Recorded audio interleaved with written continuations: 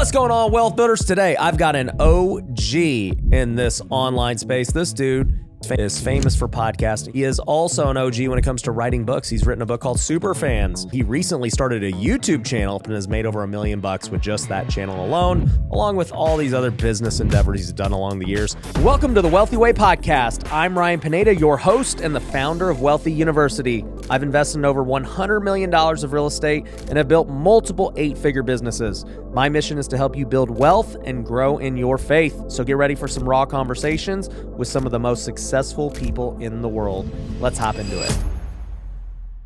I've got Pat Flynn. What's up, man? What's up? OG, I sound old now when people say that. I mean, you told me you've been at it since 2008, so I mean, that's a long time. That's pretty much like the beginning of this online social media space. Yeah, it was, and it was a rough beginning for me because I had gotten laid off from architecture, didn't know what I was going to do, and I went to the internet to figure things out and learned a lot of what not to do first. I mean, like back then, there's no people teaching it. No. You know, like it was kind of like from the direct response industry, I would assume. Right.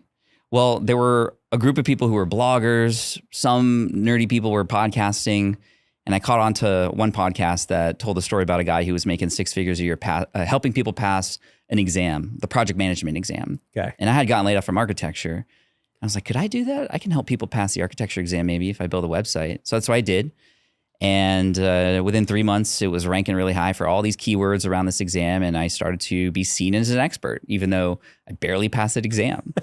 and you also were a laid off architect. Yeah. It's like the track record's not even the greatest. Right. But when they look for information and they find the tips and the best results for it, and they're like, oh, this guy knows what he's talking about for this thing. Yeah. You know, and then in October of 2008, I sold a PDF guide. I didn't know what I was doing. I just put all my notes on a PDF, sold it for $20, PayPal. I wake up one day and I have money in my PayPal account. And I'm like, this is insane. This is crazy. It was like imaginary money. It felt like it. And I thought the FBI was going to come because it just didn't feel, I went to school for architecture for 5 years. And here I was just like kind of fiddling around and I made some money. Yeah. It didn't feel real. It didn't feel right. And then the next month I see $9,000 in my account that wasn't there just before. The PDF. People just were finding your website, buying this $20 thing. You made 9 G's. Yeah. That's crazy. But it was cool because it helped people get promoted. It helped people get a raise. So it was like actually giving them something in return. Like there was an ROI for that, right? And not only that, like there was one woman, I wrote about her in my book, Superfans. Her name is Jackie. She passed the exam with my guide. And she couldn't believe it because she had tried 3 times before. And it's a really difficult exam. And she was like, Pat, I want to support you. I'm going to tell everybody in my office to buy your guide. I was like, you could just share it with them. And she was like, no, I want to give back to you. And the next day I saw like 40 sales from people in her firm. Wow. Because she just spread that around. Like one person became 40 sales because I just helped her out. Wow. And that taught me a lot about serving first and helping people get what they want. I think it was Zig Ziglar who said, if you can help people get what they want, you can get what you want. Yeah. No, 100%. So, you start this website, it's way bigger than you thought it would be, right? How does that progress into, getting into the podcast space and everything? Because you started podcasting way before it was cool. Yeah, 2010. Yeah. I actually bought some equipment to podcast in 2008 because it was a podcast that helped me. I knew it was a good way to share a message and get in front of people, but I was so scared. I actually created an episode and I scrapped it 5 or 6 times because I just didn't like the sound of my voice. I didn't believe people would listen to me. I had actually built a website called SmartPassiveIncome.com. And this was to show people what I was doing in the architecture stuff, right? I had a proven business and I wanted to share what was going on. Didn't ask for anything in return. And that blew up because nobody was sharing truly what was happening in that time without asking for a credit card before. Well, isn't it funny that you didn't think anyone was going to listen, yet you were so scared to post it? Yeah. Like it doesn't logically make you're like, man, dude, nobody's listening to this, but man, if somebody does, I don't like how I sound. It's crazy. Yeah. I was just figuring things out. I didn't know what I was doing, but in 2010, finally with the courage of, or with encouragement from my coach at the time, he was just like, post it. Like, what have you got to lose? Yeah. And it was a bad episode. I mean, you gotta be cringe before they binge is what I found out. So, 90 million downloads later now, over 1,000 episodes across 2 different podcasts. Crazy.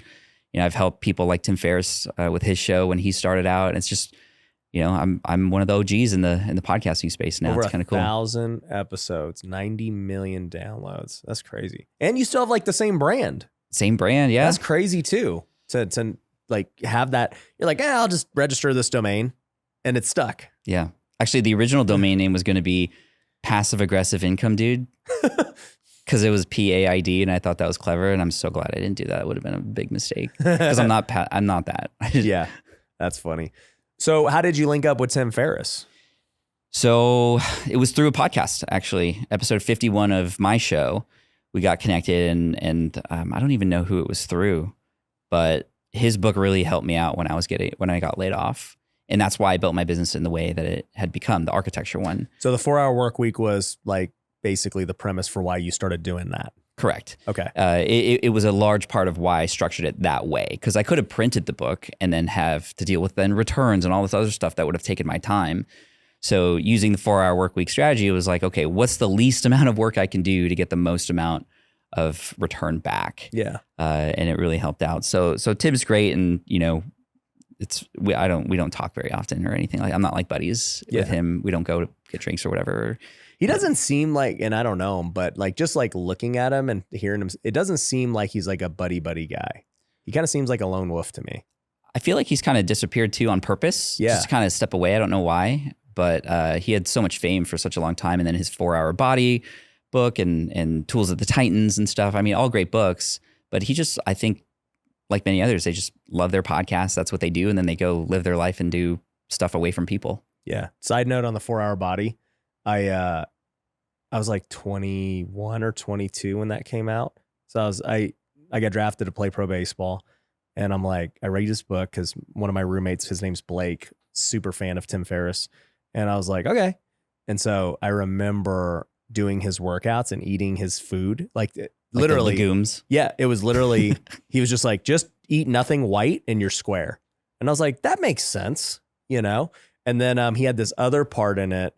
If you wanted to gain weight, it was chili, tuna. It was chili, tuna, and what? It might have just been chili and tuna. I can't even remember. But like, you just literally eat bowls of chili and tuna, and that's what we did. Yeah. Did it work? Oh yeah, dude. You'll gain weight and like get big really quick. So as long as you're working out, it's just. And then his workouts were interesting because it was like 1 or 2 times a week and like one exercise. And it was like time under tension. So it's like 60 seconds of like the least amount of work for the most amount of gain. Yeah. And I'm like, that I didn't follow too well, but time under tension, I know it does work. But did you do cheat days?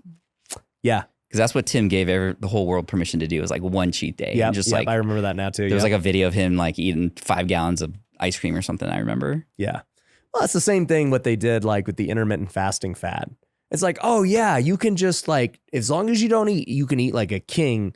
One big meal. Yeah. Eat whatever. Just 4 hours a day, though. Yeah. That's all you have to eat. Yeah. And you'll be skinny. It's like, I don't know. Dieting and all that's been around for a long time with fad after fad. Yeah. But anyways, no, that's cool. So you got to know Tim, and he launched his podcast, and that's, man, he's an OG too. He's been doing it a long time. And yeah. What was it like after that? How did your career progress from there? Yeah, so 2010 was the podcast. 2011, I started speaking on stage for the first time. Okay. 2013, I wrote my first book. It was a book called Let Go, and it's kind of a double meaning because I was let go from my job, but I had to learn to let go of who I thought I was supposed to be, all the conditioning of growing up in this society and living this perfect 4.2 GPA, UC Berkeley College, perfect job and 401k, and then it just got ripped out under me. I was so mad at I did everything that everybody told me to do, and it still didn't work. Right. That was the big moment when I was like, I gotta take control. And if I fail, I want it to be my own fault, not because of anything else external as much as possible. So first book came out 2013, and it was bestseller on Amazon, which is not as big of a deal as many people make it out to be. But my next book, Will It Fly, came out in 2015 because I had a lot of people ask me, okay, how do I get started? What do I do? So I wrote Will It Fly, how to test your next business idea so you don't waste your time and money. This is all about validating your idea first, taking these little micro experiments in the ideas that you have just to kind of see if people even would bite first before you dive in. Yeah. Right. So if you're going to create an online course or something, it's like, first let's see if people show up to your live stream.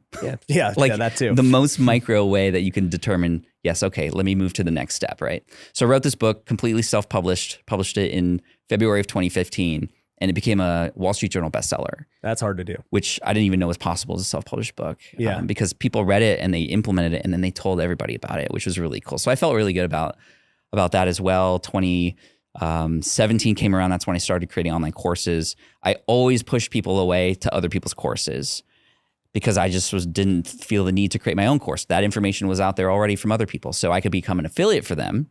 And this is where I made a lot of money, $100,000 a month, by saying, hey, go take this person's course or go get coaching from this person because they're great. Yeah. And, again, least amount of work for me. I can just push my traffic there. Yep. But so many people are like, Pat, you got to create a podcasting course. Like, can you just please do it? Like, I know who you're sending me to and they're great, but I want it from you.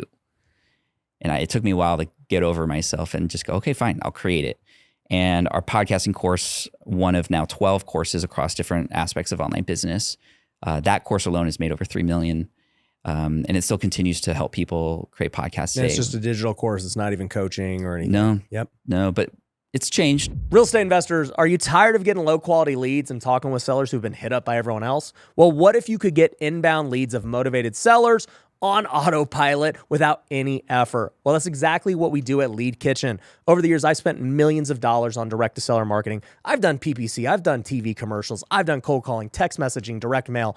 I've done the pay-per-lead services. And look, all of them can work. A lot of them don't. At the end of the day, I have found a new method that is getting me better results than I've ever seen in my career. I'm getting lower cost per leads than ever before, and it's not just in Las Vegas, it's across the country. And so if you want to take advantage of this new innovative marketing strategy that takes no effort on your end, I want you to go to leadkitchen.com and book a call with my team today. Imagine having my team running your marketing with the same leads that I'm getting in my business. That's what you can have. So just go to leadkitchen.com today and book a call. The business landscape has changed. How people learn online has changed.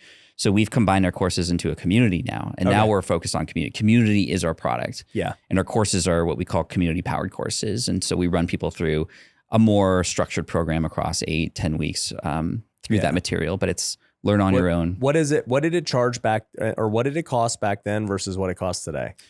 So back then we were charging $499 for one time. You get access to the one course and you're kind of on your own. And it worked. We had... Yeah, that was normal. That was normal. And thankfully for us, we also worked really hard to understand what the obstacles were for people. And we knew that. So we baked help into the online course for those moments. We had emails trigger out when we knew people would struggle to help them along the way. Again, least amount of work with let's automate this process. But the landscape has changed. And so now you get access to all of our courses, like thousands of dollars worth of courses for basically what is the equivalent of $66 per month. Yeah. The reason I bring that up is because when I first started selling courses, it was 2018.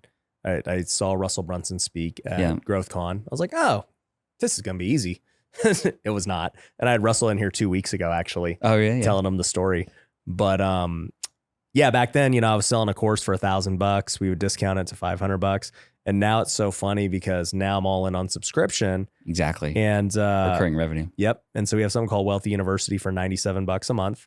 And once again, community based, but you get all our courses now instantly, for $97 a month. Yeah. And then, we have live calls and other things too. And I'm just like, I think about how much value people get today. Yes. Compared to what they got and what was standard, 5-7 years ago. Right. It's crazy. Well, think about it. Back then, information is what was valuable because it wasn't available before. Now, information, there's too much of it, right? So you need to get to the transformation faster. The way to do that is not through more information. It's through being around the people who are going to push you, accountability, some coaching, some guidance. Yeah. Along the way. Implementation. Yeah. So on the front end, we're losing money because we aren't making $1,000 on the first purchase. But if we continue that value over time, a person has to stay in for 10 months. Yeah. You're actually making more. You will make more. And if you have ascensions and other things, you definitely will make more. For sure. So I love that you're doing that business model. It just kind of validates what we're doing on our end too. So, well, I learned it from Russell, and Russell wrote a book called Lynchpin. Yeah. And, I had Russell on the podcast 2 weeks ago, and he was like, yeah, it's a nice business model being able to look at your Stripe every day and see that you got 300 grand coming in today. I'm like, oh, that's a little different. We Okay. have ClickFunnels too, right? So, I mean, have you thought about software and things like that on your end? Yeah. So we also have our own CRM, our own Nice. deal finding platform. And so those are add-ons too. For your real estate. Yep. Yeah, that's smart. And so, but with Russell and ClickFunnels, I mean, dude, they're making over $200 million a year. And so, and it's recurring. One thing I love about what they're doing over there is they have their comma club, their 2 comma club and 3 comma club. I think for some, I think that's so smart. YouTube does this where when you get to 100,000 subs, you get a silver play button. Yep. When you get to 1 million, you get a gold, and I think platinum for 10 million or something like that. I think more companies need to reward their users who are actually the ones who are creating the content on the platform. Do you have anything for your people for like rewards and stuff? Yep. So in 21 and 22, we had a 7-figure award. So similar to the 2 comma club. And it was great. And then I didn't do it last year because an FTC lawyer scared me. And he was like, hey, dude, you can't really do that because, it implies that, everyone's going to make 7 figures if you just only honor these guys. Like, you got to show the other side of it. And I'm like, all right, the award's not that important then. I'm not going to It's not worth the risk. Yeah. And then, I just talked to Russell about it too, behind the scenes. And he's like, bro, like, they're always going to say one thing and that. He's like, I've been doing it a long time. I've never had issues.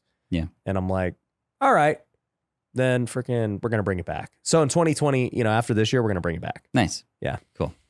Yeah. I mean, but maybe we'll rename it something, I think the 2 comma club is like such a clever name. It rolls off the tongue. Yeah. So yeah, that's kind of that drama. But, how did that progress from there? I mean, you start selling online courses, you're making money. Yeah, I mean, I did a lot of keynote speaking at the time. The free talks that I used to do kind of converged. They got paid? I started to get paid for them. I started to get paid really well, like 20, 30K for 60 minutes of time. And I started to really get obsessed with being the best speaker at every event I went to. So I studied storytelling. I hired coaches. I worked through and rehearsed through my presentations. And I typically get very good grades when I go to these events. And I think I just am here in Vegas for an event too. And I got some really good remarks too, which is good because that makes me feel like I'm a 3 on the Enneagram. So like I feel of value when people respond well to the work that I do and see that it's of service to them too. So yeah, I don't know. I just have fun up there and I'm not a comedian or anything like that. I'm not extroverted, but when I'm on stage, there's just something that happens with the way that I can tell a story and kind of control the energy in the audience. Yeah. And everybody's like, you should do stand-up. I'm like, hell no, that sounds so scary. But I also know that would be a good challenge. Yeah. Side note, you should, because I at our conferences at WealthCon, so I started doing a worship service and I always have a pastor speak now. And the running joke is I'm like, one day I'm going to lead the worship service and sing. And I have no singing talent or ability. And I'm just like, it's just like a joke. Because my wife she's the worship director, and she won't let me she won't even let me be on the team in the background, and just cut my mic off. Like, just let me be up there and sing. No, she won't let me be there. So I just always laugh about it. So Brian Davila, one of my partners, ends up getting me singing lessons for my birthday. Oh, for real? So now I have like all these singing lessons I got to use. And I'm like, all right, well, if I'm going to do it, then I'm just going to do it. You haven't used them yet? I just got them. My birthday was last week. Oh, cool. Happy birthday. Thank you. I took singing lessons. Okay. Not because I want to sing or because everybody thinks I can sing because I'm half Filipino, but I can't. But it's mostly for podcasting training. My voice is my business in podcasting. And there was one time I went to an event and I just lost my voice. Dude, that keeps happening. My voice is still kind of recovering from last week. I got to figure out how to not lose my voice. The singing lessons help a lot. Okay. Yeah. You begin to learn how to use your voice in a way that it doesn't strain it. It's really good. And then you can sing a tune and then you can do your pastor thing. There we go, baby. You're half Filipino and what? Quarter Irish, 1/8 Russian, 1/8 Polish. Oh, so we're the same. Half Filipino, half white. You too? Yeah. And you can't sing either? No. Bro, maybe if we combine, we could sing. We could just our Filipino side. Yeah. Be like Bruno Mars. Oh, dude, that guy. That dude, freaking 5'2", just running around, making it happen. He was in like Tokyo, I think. He did some fun videos there, and Man, still, I think the best Super Bowl halftime shows. Oh yeah, he's a beast. It's funny because he had like a residency here, and he doesn't like you can't bring your phone in. He's just like they take your phones at the gate. What do you think of that? I don't know, dude. It's weird, but I'm like whatever. Because he wants you to pay attention to him, right?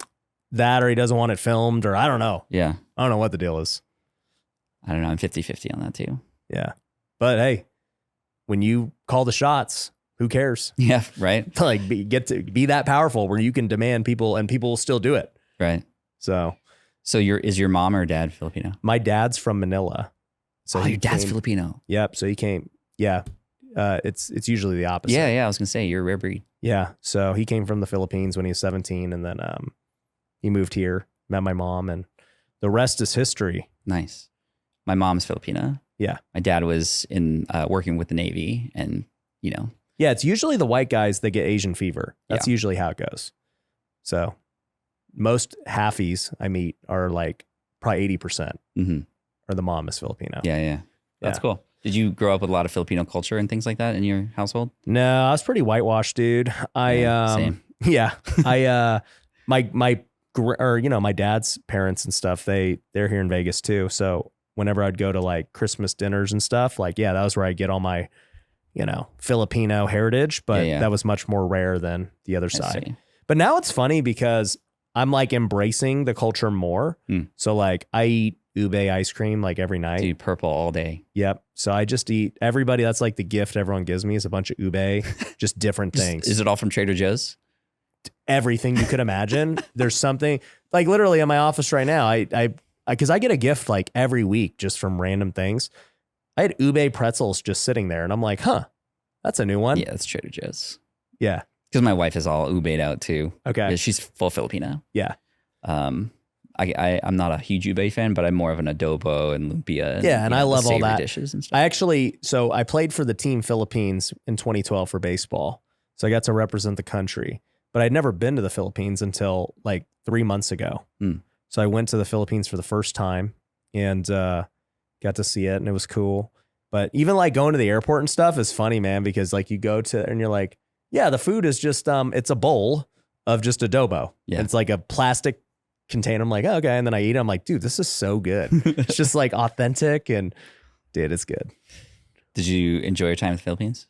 Yeah. It was great. I definitely want to go back for longer because I was only there for like 4 days. Oh, okay. Yeah. To ball? Or was this like a family thing or? No, it was actually a vacation with a mastermind I'm in. Oh, cool. Yeah. I did a mastermind once in the Philippines also. Had a good time there. Philippines is wild, dude. You can drive down this beautiful, especially in like places like Cebu, which are more touristy. Yeah. It's like gorgeous, beautiful. You turn a corner and it's like the most like poor place in the world with like naked people running around with chickens. It's like so sad to see. And it's like literally 1 block over. Yeah. It's like, I just didn't realize how big it is. Like, I was looking at there's like 100 million people. There's a lot in the Philippines. I was like, whoa, I did not realize. And it's, it's obviously not big. Right. So like that's geographically. Yeah. It's crazy. I was in Japan in Thanksgiving in 2023. That's huge. Like Tokyo is like 38 million people there. Yeah. It's just wild, but it was so like the culture there is amazing. Everybody respects each other so well, and it's clean. Like I'm getting sick of how downtown San Diego smells like piss everywhere I go now. There's just a homeless problem there, and in LA too. Yeah. But then like it's more of a California issue. Yeah. We don't have to get into politics or anything right now. But yeah, California is just. Yeah, I was looking at Elon Musk tweets the other day. He's like, "Yep, getting robbed by a homeless person in San Francisco is just a normal occurrence every day. Yeah. You can't even report it. It's not a crime. It's just like, what is going on in this place?" Yeah. It's really sad. Yeah. You going to move? No. It sucks, but I'll stay. Yeah. I mean, San Diego at least has, relatively speaking, a decent place. Like it's just nice. And the weather is amazing. I surf. Yeah. And my family's there. My kids are there. So yeah, no, I love San Diego. That's my favorite. If I was to move to somewhere in California, I'd go to San Diego. Have you been in Vegas? Yeah, the I'm whole born and time? raised. Yeah. Yeah. But I traveled everywhere when I was playing baseball. So I I did live in California for 1 year, in pretty much the worst place you can imagine. You were up in Oakland, right? Well, I didn't never make it to Oakland. I was playing in the minor leagues. So I lived in Stockton. Oh, And Stockton is like in the top even better. 3 most dangerous places in the US. Like it's worse than Chicago and these places. We got robbed twice in like a short period of time. Same So. dude. No, I'm just kidding. Same. Yeah, it's a normal occurrence in San Diego. No. But anyways, so let's talk about how the landscape has changed, right? Because obviously you've been doing it a long time, online marketing, podcasting, courses, speaking. You saw this shift recently with short form content. Yep. That's a new thing. I'm not about the short form though. Yeah. Yeah. I think a lot of people think I'm weird because they think I don't do short form enough. But I want to focus on the long form. And the way I describe it is like, I think short form content's sort of like Halloween candy. People come to your house, they get the candy, and then they leave. Yeah. Right. And it's just like, okay, well, it's really hard to build a relationship with your audience if they're just kind of taking something real quick from you. You got to be really good in a very short period of time, which is very hard to do. Yeah. Versus I want to be instead the chef who creates a 5-course meal that you sit down to and you have this experience and you tell your friends about, and then they come. Right. And I think I can get more leverage from that kind of experience or building that kind of experience in my videos. And even in my Pokemon channel, I mean, we're telling these stories that are 30 minutes long. And then by the end, we're getting comments like, I don't even like Pokemon, and this thing made me cry. It's amazing when you can make that connection. And I think today more than ever, when we're talking about the landscape changing, we need to figure out a way to bring emotion in some way into our content, whether it means laugh, cry, get angry, smile, feel something, like make people feel something, because information is just everywhere and AI is coming and dehumanizing everything. So the more human that you can be, right? It's not B2B or B2C, it's P2P, person to person. And I've always leaned into that. And that's why I wrote Superfans, knowing this is where we were going to go. And it still proves to be true that, we connect with other people because of the emotions that we feel together. Yeah. No, I agree. I made the decision to just like solely focus on the podcast about a year ago, because I used to make normal 10-minute YouTube videos and things like that. And that's how I grew my channel initially, but I just didn't enjoy it. And I've enjoyed the podcast and interviewing cool people. And then just to me as a business guy, because I'm a business guy first and foremost, content to me is just simply marketing and something I do for fun. Yeah. But, from an efficiency standpoint, I was like, wow, think about all the benefits of a podcast. Like I get all this content, I can go really deep with people because they get to, see all this stuff. I can chop it up into short form and still get great clips. Yeah. The short form to me is just marketing to get them to watch the full episode, become aware of it. And then I look at all the other subsidiary benefits of the podcast where, not only is my audience getting a ton of value, but I'm building relationship with you, right? With the guest. We do other things after that because a relationship is built. And then, like I said, you just get all the content that you can just repurpose for everything else. So. Yeah. So many benefits. I mean, you're preaching to the choir for sure. Yeah. Plus, you've had some incredible big name people on your show. Yeah. You just by association with those people, your brand gets authority through that as well. This is like how John Lee Dumas got famous with Entrepreneurs on Fire. He interviewed literally every entrepreneur almost in the world, it feels like. And he himself has become an authority through that. He didn't even know anything about business beforehand. So he's absorbing the content, which is great, becoming a business, he's learning, but he's also growing through association as well. And it's much easier to ask somebody to become be a guest on a podcast. Now with video podcasts, it's obviously you have a beautiful studio here in Las Vegas, but even with an audio show. So that's how I was able to get access to Tim and Gary Vaynerchuk and those big names. It's like, hey, I'd love to promote your book that just came out, right? Come on the show. Easy. They're in their home or wherever and on the fly can just come on versus, okay, we got to be in the same location. And that's a lot harder to manage. Yeah. So how do you get good guests? So there's a few ways to get good guests on your show. Number one, catch them at a time where they're more likely to say yes. So if they have a book coming out or something that you can help promote, in those times for those people's lives, they're often more likely to say yes, just because they're on like a tour of sorts. Right. That's how I got Tony Robbins. Nice. Which book was it that he was like the money book or? It literally just came out. The Holy Grail of investing. So that was the ad that he came on to. That was the ad. But you know what's funny is his team reached out to me, so that was cool. Like I got an email from them like, hey, actually, he reached out to me as well with his money book that came out a couple of years back, and I was like, no, because like, I'm good. I knew it was going to be more more than my audience can handle. Anyway, referrals. If you know somebody who knows somebody, always an easier way than asking somebody cold. Yeah. So if you know another podcaster, for example, check out their archive. Have they interviewed somebody that perhaps you'd love to interview as well? Yeah, I think that's the easiest way. Yeah, in my totally opinion. the easiest way. Yeah. Anything else is just going to be a lot of friction. And see what you can do to be a part of their community first, and offer some value before you ask for anything. And there are these companies that you could get involved with that can do some headhunting for you. That have a list of podcasts that might potentially want to be on your show too. Or collaboration's always good too, like a swap. Yep. Yeah. Yeah. I actually get now, but this is only because as my social media grows, but I'll randomly just DM people. I'll be like, yo, if you're ever in Vegas, I'd love to have you on the show. And I'll probably get at least 25% that I get a response back. Yeah. And like, I'm DMing big people and I'm like, whoa, okay, cool. That's cool. And they're just like, yeah, that sounds great. The fortune's also in the follow-up. Yeah. Like ask a couple times. Sometimes people don't take the first one seriously or even see it. Yep. But when they see that second one, it's like, oh, this person really wants me on. Okay, cool. And so the fortune is definitely in the follow-up. Yeah. So do you think it's too late to start a podcast? What's your thoughts on that? Definitely not. Definitely not. It feels saturated because it's now big and everybody's doing it, and you got celebrities and other people who are creating it, and there's all these different new genres, and it's kind of mainstream at this point. But when you look at the numbers, and I know a number of friends of ours have said the same thing, like Neil Patel, it's like, it's still wide open. I mean, there's 4 million podcasts that have been made. Compare that to probably 50 plus million YouTube channels and hundreds of millions of blogs. Right. So 4 million, but even out of the 4 million, I think the stat is like only 20% of them are actually continually, publishing at least once or twice a month.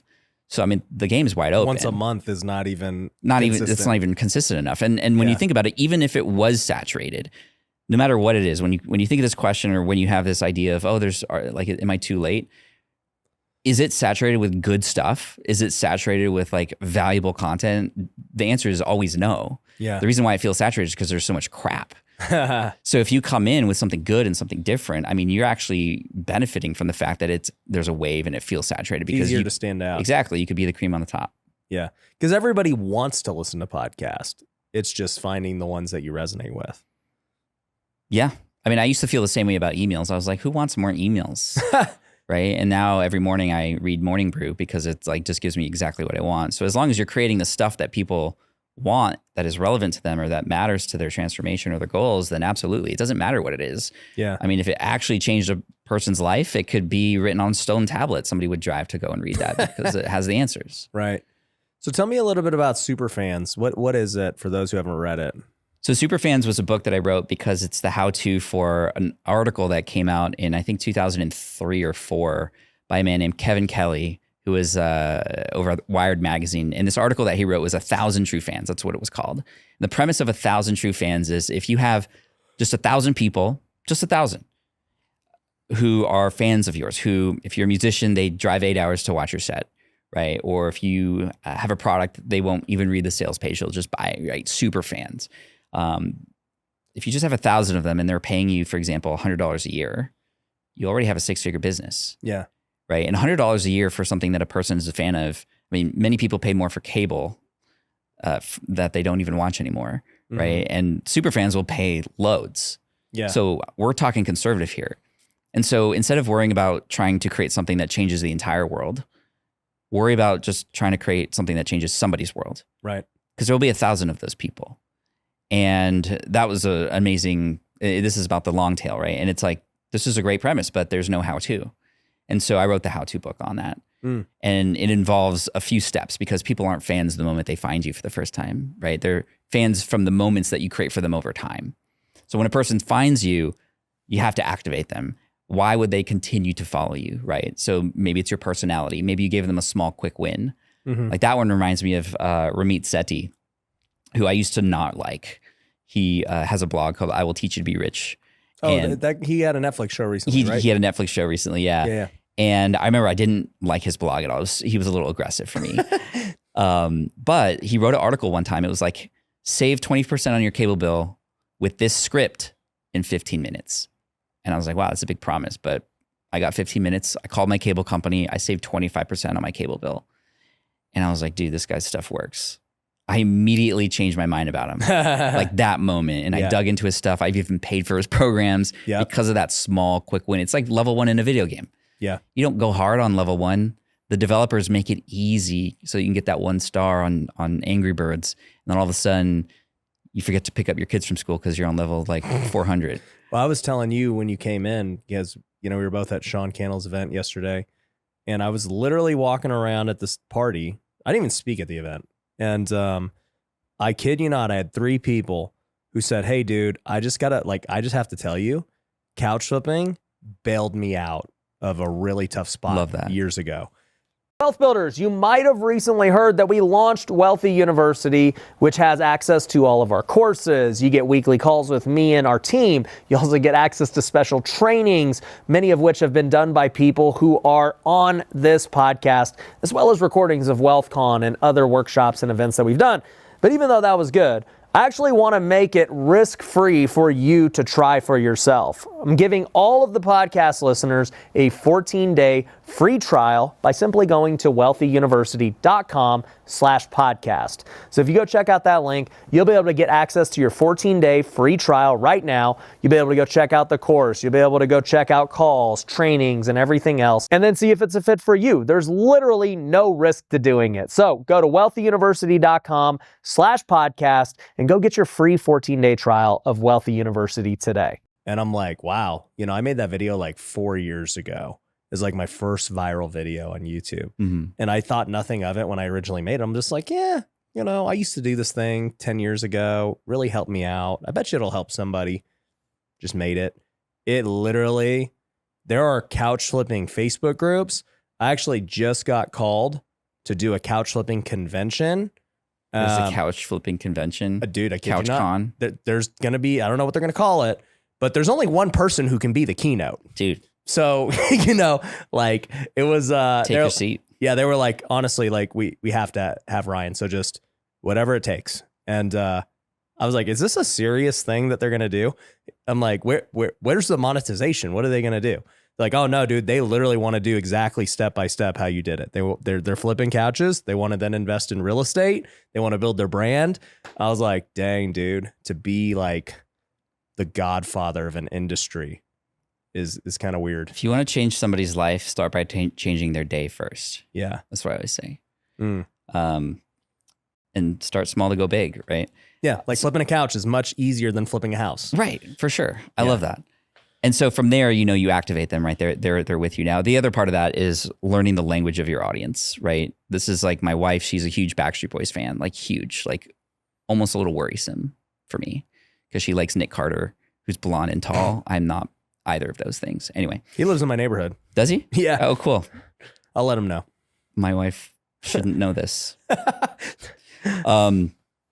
Anyway, she told me the story of how she got into this band for the first place. And this was back before radio or before Spotify or anything like that. And she had heard a song like many times before, but didn't care for it. But right after she broke up with her boyfriend when she was 15, the same song came on, but every word was like describing what she was going through in that moment. And that was her activation moment for that band. And then all of a sudden, like now she's married to a guy and keeping it secret that she has like bobbleheads of the boys in her closet. Yeah. Anyway, that's the thing. That's life. That's life and wife. But once they're a subscriber or a follower, right? That's not enough. They're not fans yet. We need to make them feel like they're a part of something, like they belong. Get them involved, right? When they're involved, they will be invested. And so we as just humans want to feel like we are with our people. And this is why, for me, community is everything now.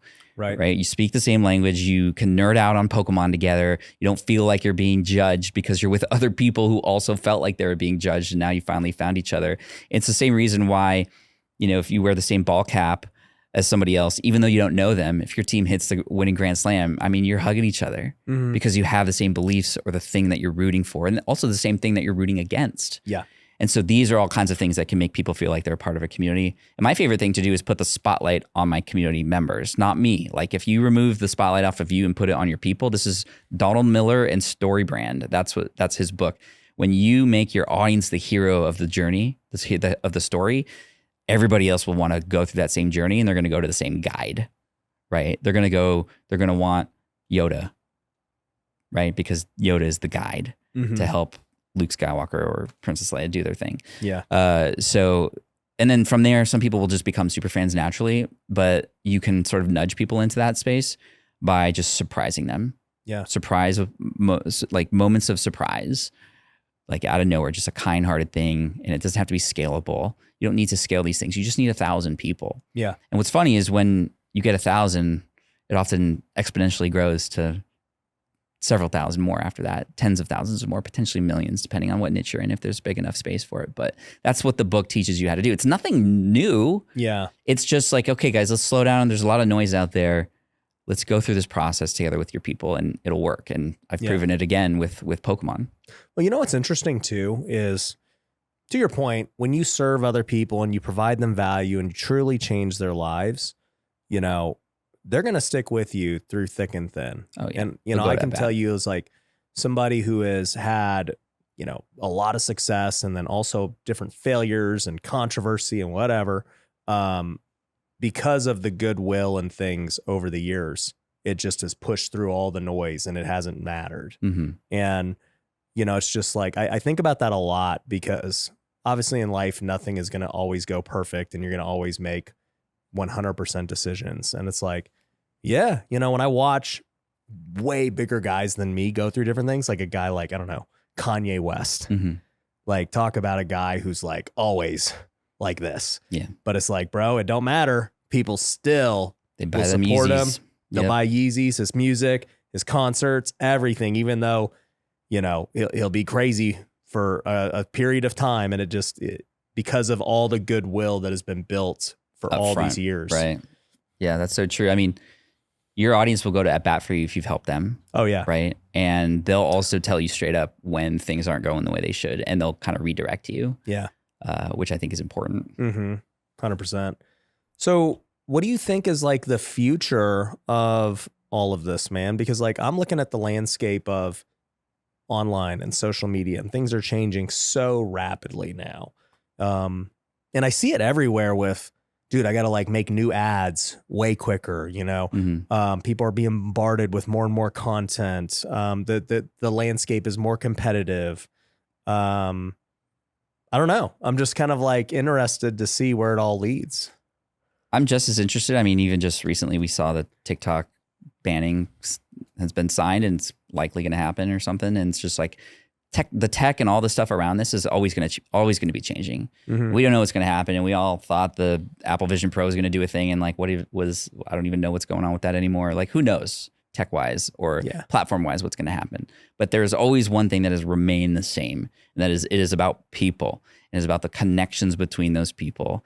And the more authentic and perhaps vulnerable that you can be, the more likely you are to make a connection. And that connection will always be there no matter what. And it's just, we got to be kind of quick to find out how to better serve our audience, no matter what that might be. Who knows? Maybe I'm going to have a Neuralink thing in my brain and I'm able to help people by thinking about something. I have no idea. Right. But I think it's important to know what your values are and have the actions that you take and the decisions that you make support those values, and you will attract those people for what you believe in. Yeah. And the other part of this is I think it's going to be important to... WealthCon is coming back to Las Vegas, July 19th to the 21st. And man, if you are a real estate investor, you have got to attend this event. We are going to have some of the best in the game coming, guys like Brandon Turner and many others. This is going to be my favorite one yet. We're going to be at the Caesars Palace. Come hang out with over 1,000 investors and entrepreneurs who are trying to scale their business. You might meet your next private lender.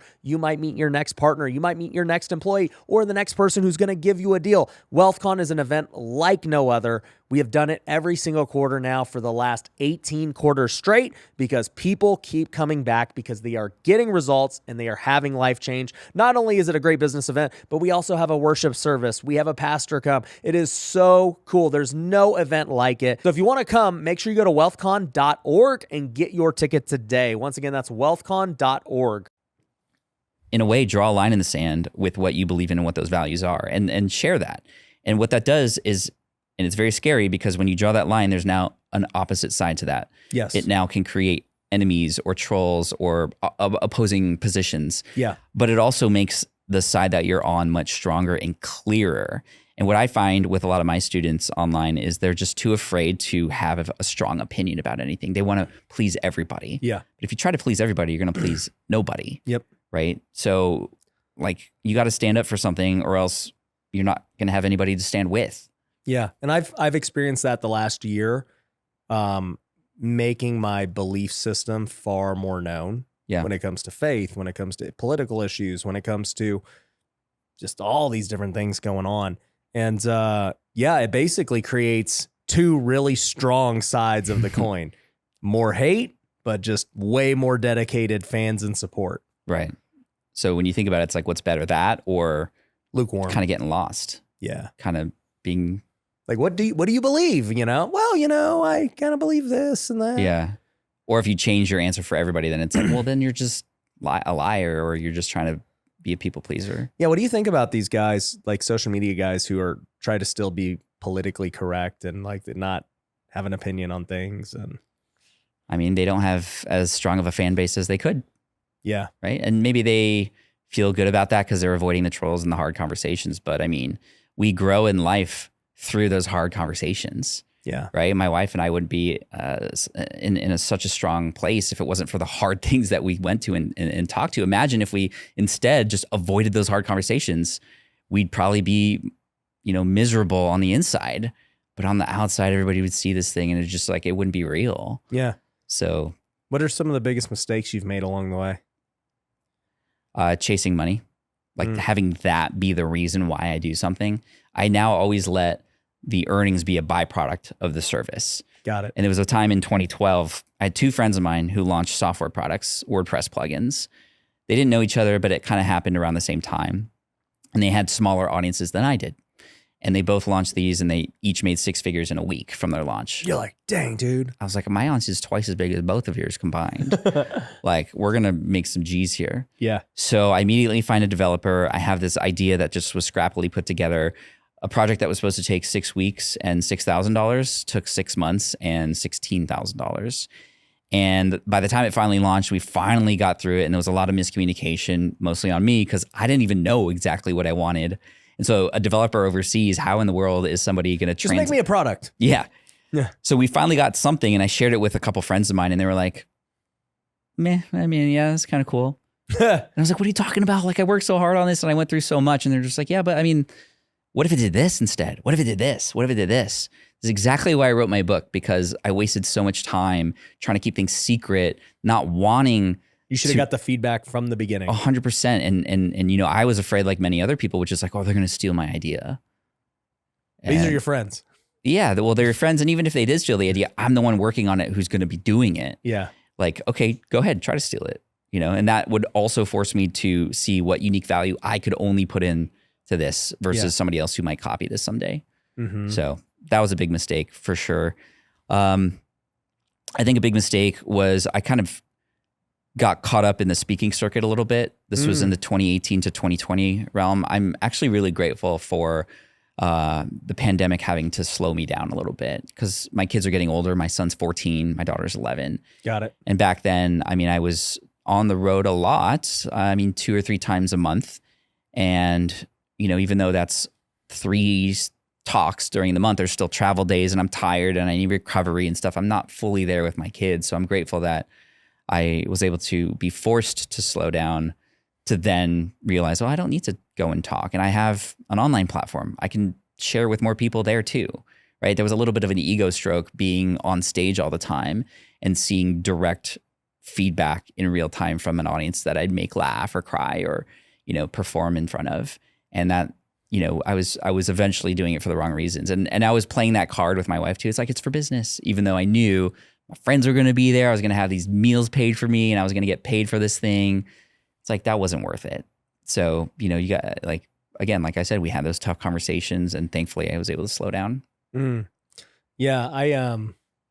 It's funny because I've been the anti-speaking, even though I run my own events, but like I very rarely speak at other events because I'm just like, so I think the opposite. I'm like, I can make a video and get tens of thousands of views, millions of views. I'm going to speak in front of 500 people. Like the math doesn't make sense. Yeah. Just because like I've always just been very business minded. Like same thing, I got approached to do a TV show years ago and I'm like, nobody watches TV. I could just make YouTube videos and I'll get more reach. Yeah. This doesn't even make sense. So it's just kind of interesting. That's true. But, speaking, here's the thing about just thinking about where the world's going. I was, like events and people, and you talked about just being human. The best way humans can interact is like in person together. Yeah. And I do think that that's where a lot of people lack because throwing events is a massive skill. It takes a lot of money. Oh, trust me. All those things. And, we throw WealthCon 4 times a year, over 1,000 people each event, and cost millions of dollars to do. And so it's not easy by any means. There's not many people who do it, but I just personally know, like when I see people and the impact and like the community, I'm like, all right, that's a differentiator. Yeah. Nobody's doing that. 100%. And yeah, it's hard, but I think that becomes one of the things in the future that differentiates people. I think so, especially if you have a brand. When you become the person who gets through the hard part of putting people in the same room, then that elevates your brand. I'm doing that in the Pokemon space right now. I didn't have to create this event, but I knew because of what I taught in Superfans, like when you bring people together, your brand comes along with that. And there's just so much good value that you are spreading by just giving a safe space for those people to find each other. So last year we launched an event. I actually partnered with a company and we launched Card Party. And this was an event to bring together the creators and the fans. It's sort of like a VidCon, but for specifically the Pokemon creator space. So YouTubers. And it was a massive hit. 2,500 people came to Anaheim I didn't have to pay the creators because they wanted to be there. And the fans were so excited to meet the creators. And the creators never get to see their friends who they're friends with online. So it was so much value to this community. And the other cool thing about this was, yes, there were like the A-lister YouTubers who were there in this space, but we also wanted to make sure that the lower level YouTubers, the ones with just a few thousand, if not 100 subscribers, they were on the website too. They were celebrated. And it's so funny because they promoted the event more than the big guys because again, they never get recognized. There was one guy who just like was emotional because he showed it to his mom. He's like, "Mom, I'm going to this event. Look, I'm on the website." And she was like, "Oh, so this Pokemon thing isn't a total waste of time for you." Right. And he was so thankful that he finally like got a little bit of recognition. And again, it's just human beings. They just want to be recognized for the hard work that they do. And then this year we're doing one in Orlando, Card Party Generation 2. And we're shooting for 5,000 people. Wow. And we're already 2x the ticket sales that we were last year at this point in time. And, more creators are coming and bigger sponsors are coming on board. And, it's exciting. And like you said, when you're there and you see people interact in person with each other, it's just, there's nothing like it. Yeah. Where's the Pokemon space going these days? Because I remember it was popping a couple of years ago. Yeah, thanks to a few events, including like a Logan Paul thing, and the market shut up, and then all the scalpers and scammers came, and it's kind of died down a little bit, but the market's still pretty high. And it's like a lot of the people have left, but the same people who were there before are still there because they love it, and there's some new collectors too. And for people like our age, we grew up when Pokemon was what we would spend our allowance on. Yep. Now at this age, we have a lot more allowance to spend, right? But we're also bringing our kids along too. And that's the cool thing. It's cross-generational. Unlike sports cards, Charizard's not going to get injured or anything. He's not going to get old. No.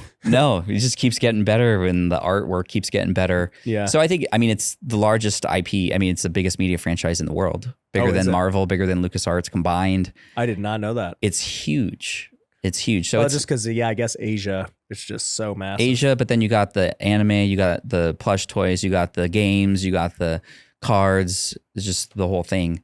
So yeah, it's here to stay, and it's cool. Yeah. So I was in Japan last year. It was for the World Championships. I was invited by Pokemon Go, which was cool. The World Championships of like card playing? Card playing, video games, Pokemon Go. They have all the tournaments there. All. Yeah. Dang. 20,000 people. That's crazy. In Yokohama. I remember going to Toys R Us one time for like a card tournament. I used to work there.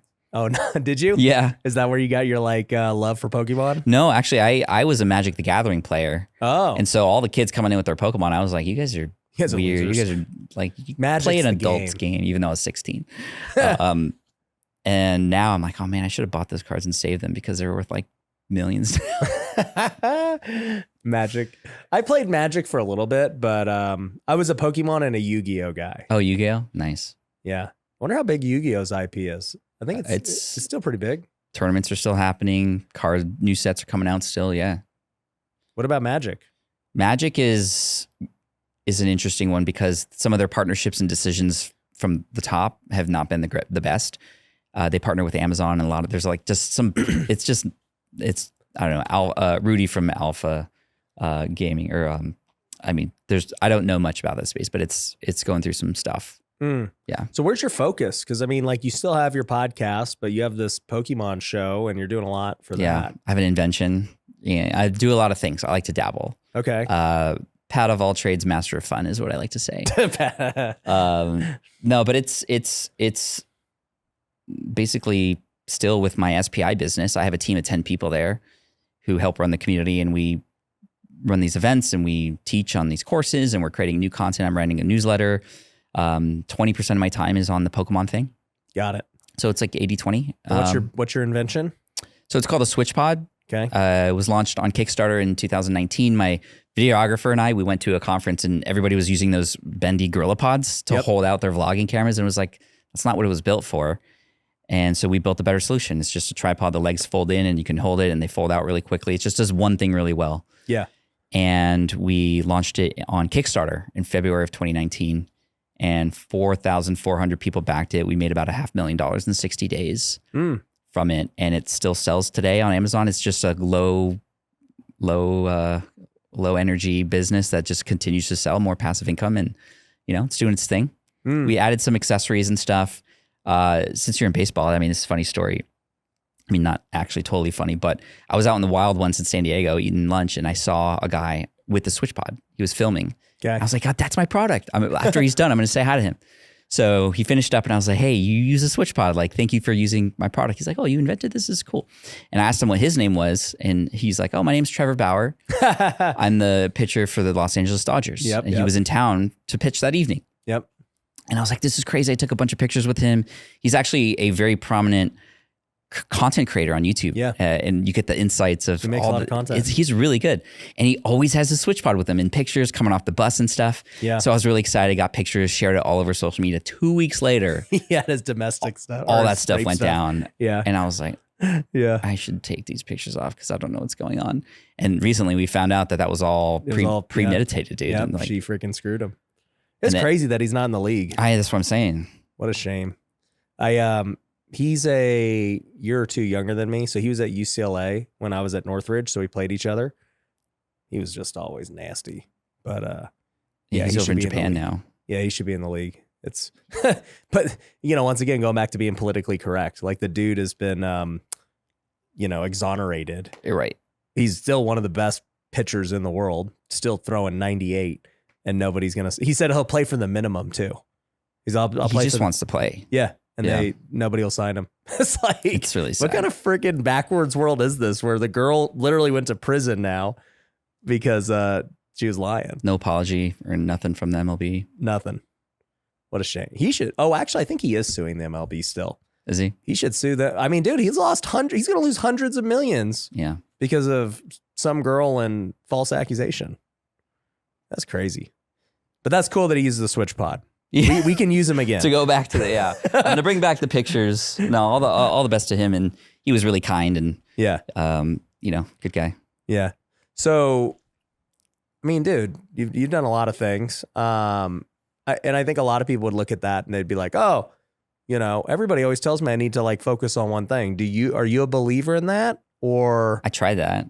Okay. It's hard for a person like me. And especially if you're an entrepreneur type, you like to try and solve new problems and do all these things. And there's a book called The One Thing by Gary Keller and Jay Papasan, which kind of went around the entrepreneurial sphere for a while. And it was like the one thing. And it made so much sense. Like if the one thing had all your focus, it would be more successful. Yeah.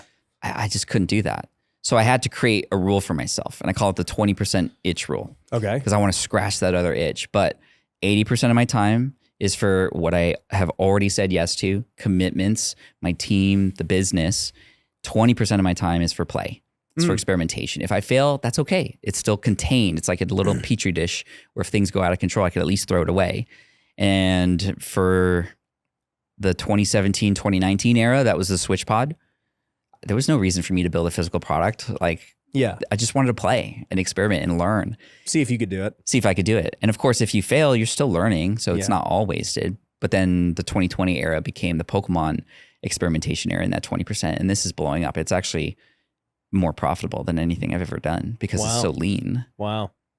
That's crazy. Yeah, it's kind of wild. Yeah. You know, I'll say this because I've started 8 different 7-figure plus businesses. And so clearly I like to start stuff. Yeah. And I've done a lot of successful things in my life, whether it was play sports, YouTube, you know, business, flipping houses, investing. Like I've done a lot. And, you know, people will come up to me and they'll be like, well, dude, Ryan, I mean, you currently still do a lot of things. So I want to be like you. And I'll be like, well, here's the thing. Pretty similar to what you just said. Each thing I was doing, I was like almost solely focused on that. Yeah, one at a time. Yeah. So it's like, dude, I flipped houses for 5 years before I finally was able to build it to it could self-sustain and not need me and we could just crank on autopilot. Then I focused on social media and that's all I focused on. I wanted to understand how people made videos and how they built brand. And I did that for years.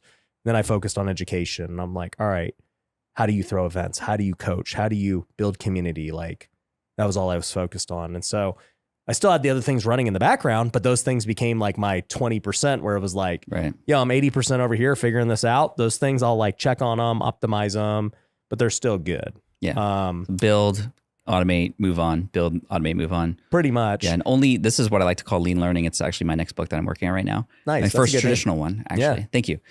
Only learning about the next thing that you're focused on. I've said that before too. I can't emphasize that enough. There's we feel like we need to absorb it all before taking action. You need the smallest sliver of info just to learn your first steps. I've told this to many people. I'm like, look, the reason I learn really quick is because I literally block out everything else. I'm like, okay, I want to get good at golf. I'm only watching golf YouTube, golf podcast, like for this season of my life until I reach whatever goal I want to reach. Yeah. That's all I'm doing.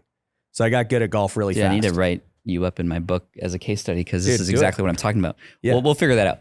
And you mentioned time blocking, right? So important. Yeah. And people time block in the way that they, I'll put a block of time in my calendar to do this. And that's like level 1.